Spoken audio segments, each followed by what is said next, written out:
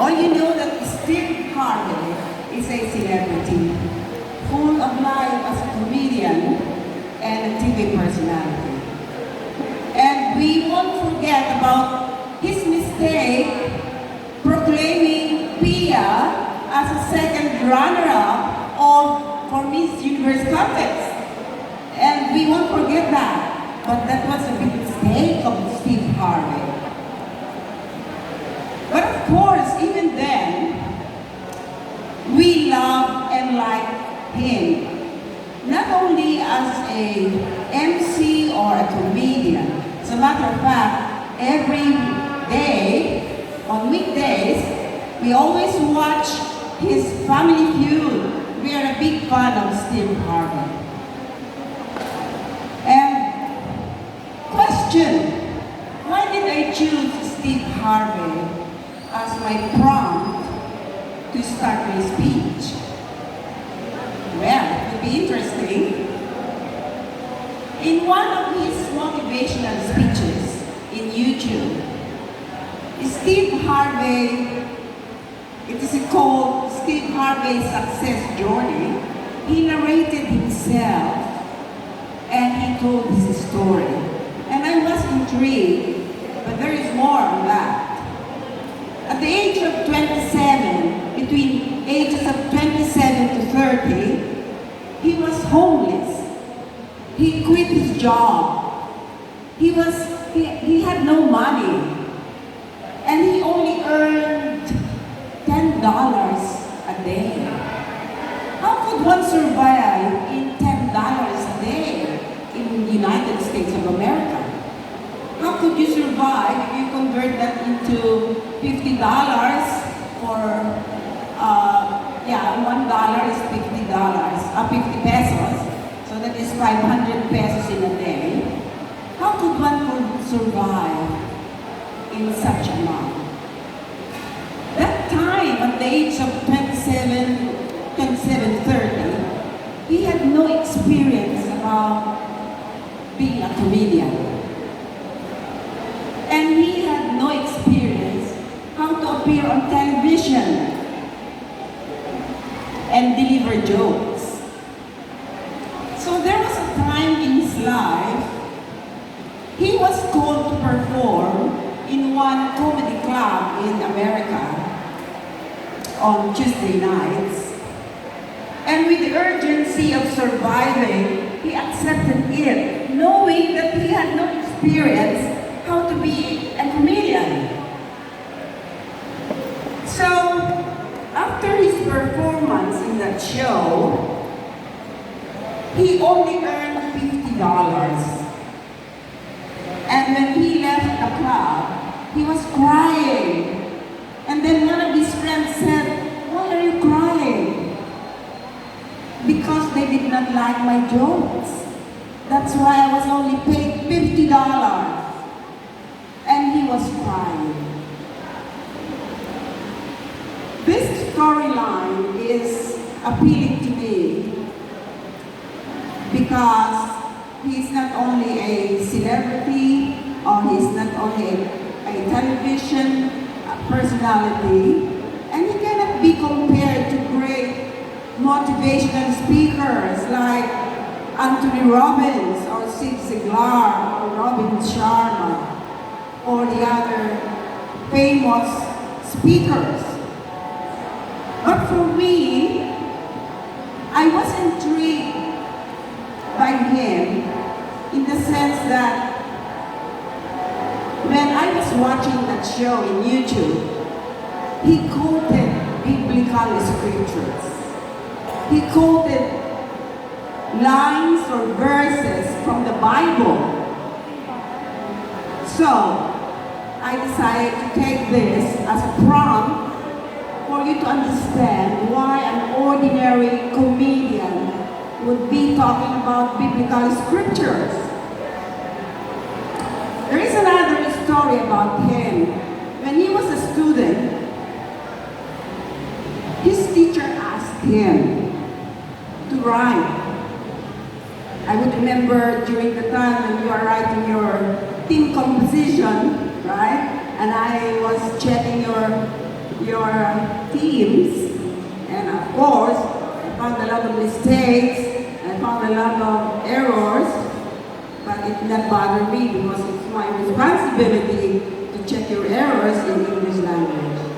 But when Steve Harvey was asked to write, he didn't know how to write. The title of the composition is, "What Are Your Dreams?" And he wasn't able to write. He could not write. And when the teacher asked him, "Can you stand up before the class and tell about what you wrote?" And when he was there at the middle of the class, he could not talk. And he started to stutter. He could not talk because he wasn't able to write anything. So he admitted in that YouTube presentation that he couldn't write even a joke. And how he became a great comedian. So that experience did not make him stop. Did not make him defeated. And I was intrigued when he quoted in that YouTube presentation a biblical scripture. And that biblical scripture is found in Hebrew. I guess most of you are reading the Bible. Or maybe you listen to someone who is delivering sermon in the church. And Steve Harvey quoted in the book of Hebrews, chapter 11, verse 1. Let me quote to you. Now faith is being sure of what we hope for, and certain of what we do not see. And without faith, it is impossible to please God, because anyone who comes to Him must behave that He exists and He rewards who earnestly seek Him. Since that time, Steve Harvey received only $50 a day. And to his disappointment, he said that his jokes did not attract his audience to really laugh and be happy about his jokes. And he admitted that he cannot write jokes. He admitted that he cannot be a joker, a comedian. But from that time, he did not stop, because he used the biblical scriptures in Hebrews 11, verse 1, about faith.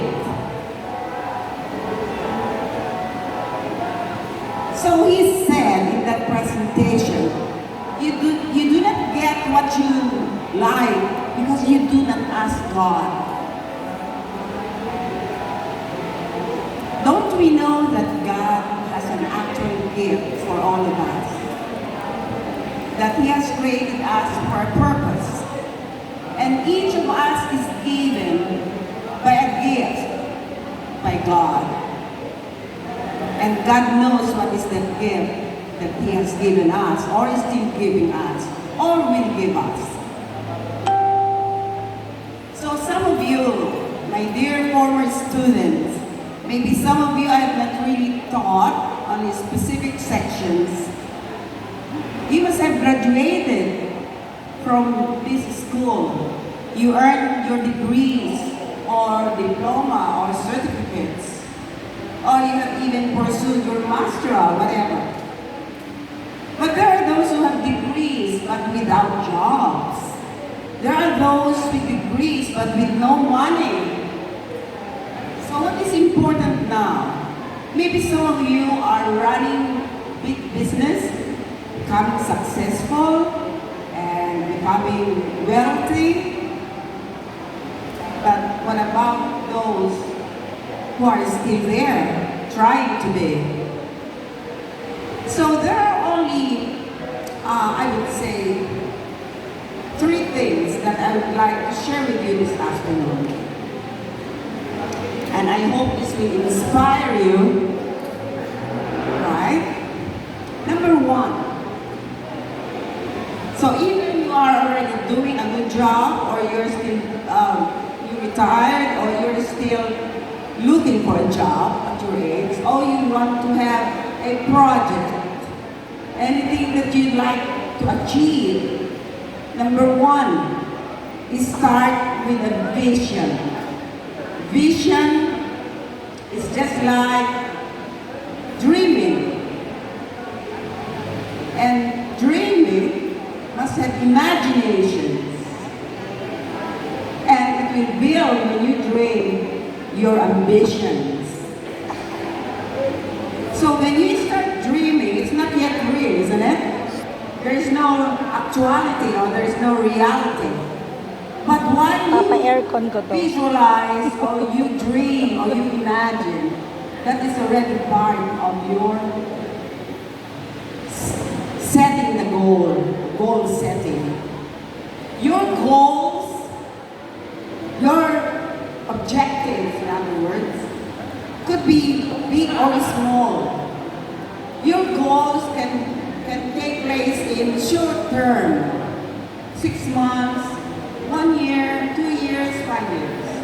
You also have goals that could happen in long term, maybe 10 years or 15 years. We never stop, right? Even you are a housewife, even you are a retired individual, you never stop. You never stop planning and dreaming.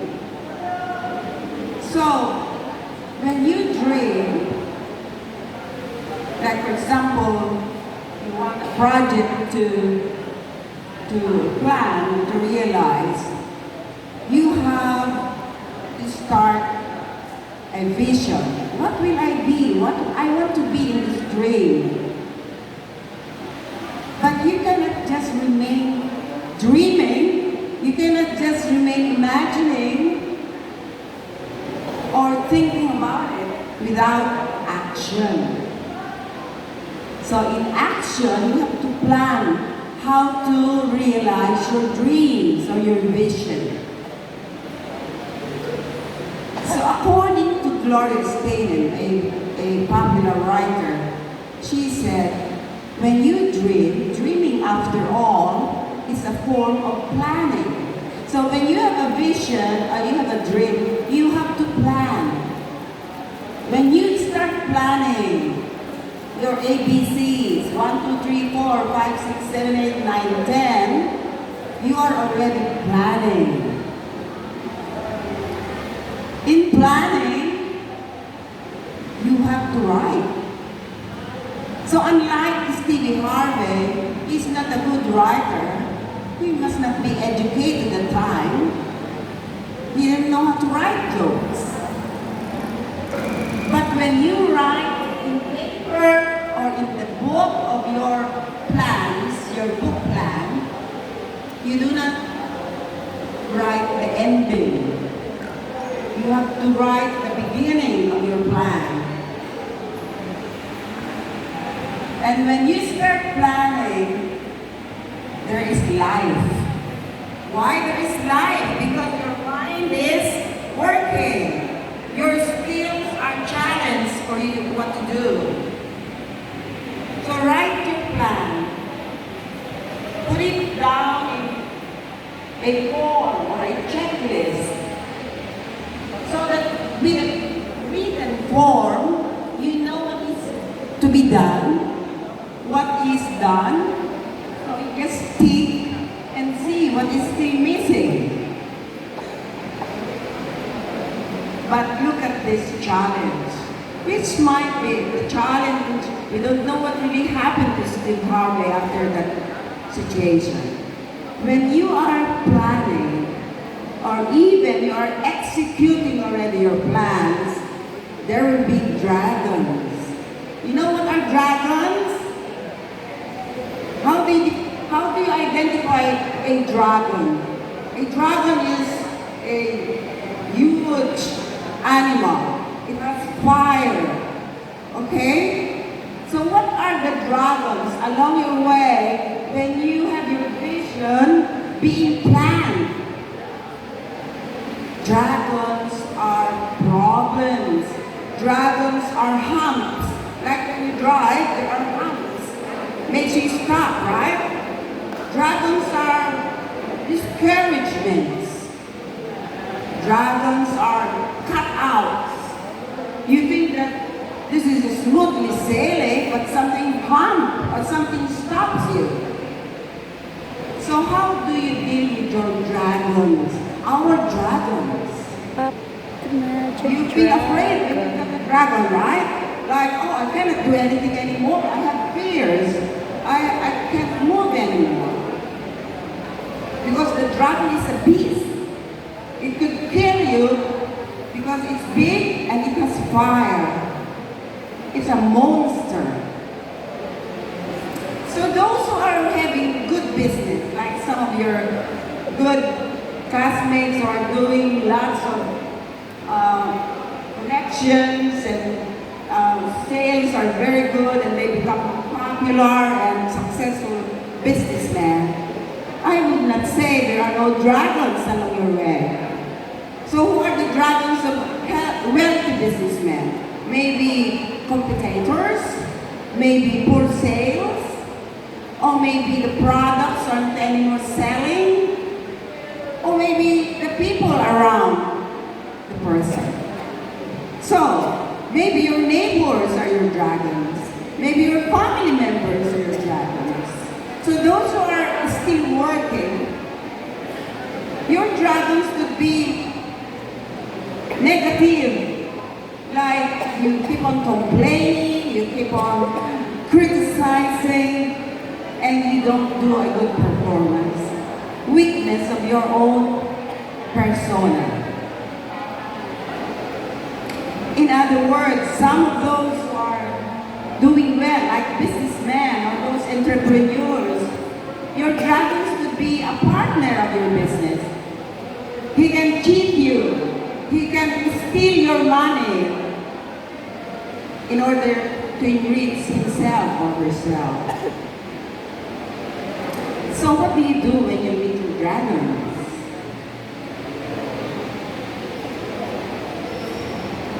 Go back to that biblical scripture, Hebrews 11 verse 1. And let me say it again to you.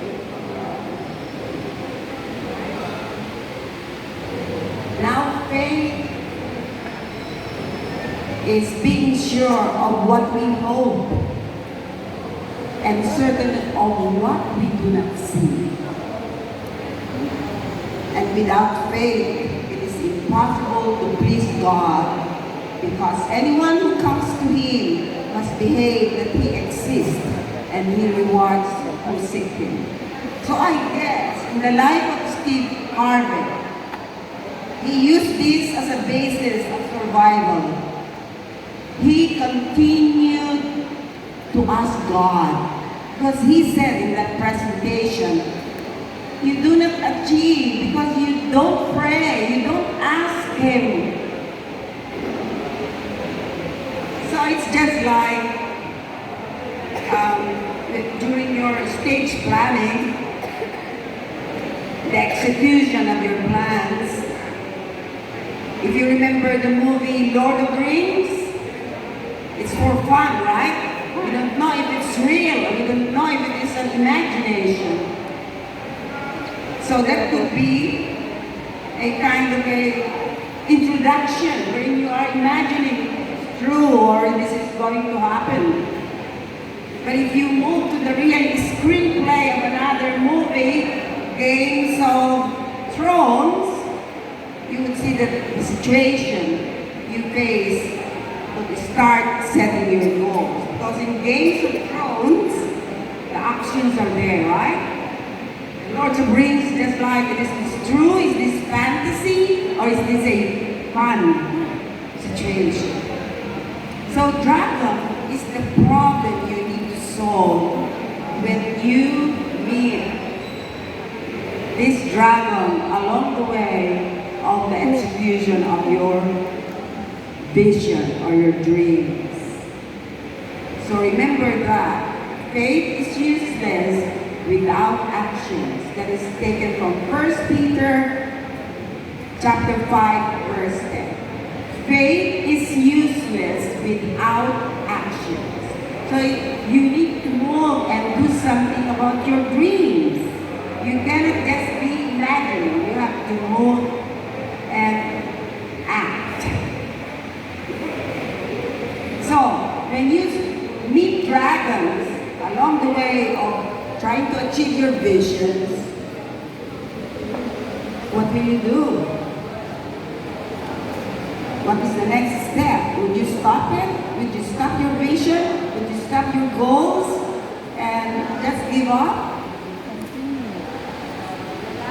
Fight the dragon. Fight the dragon. Become tired of visioning.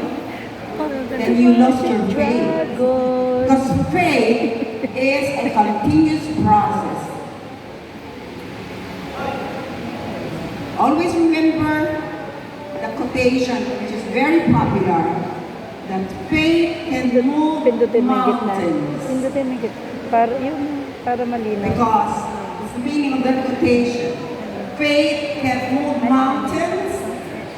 If someone's beliefs and confidence are strong enough, like the mountain, the person can achieve something. Even in the midst of many dragons, in the midst of difficulties and many challenges. Are you one of those who No. has faith? Yes. Happy New Year. Thank you very much.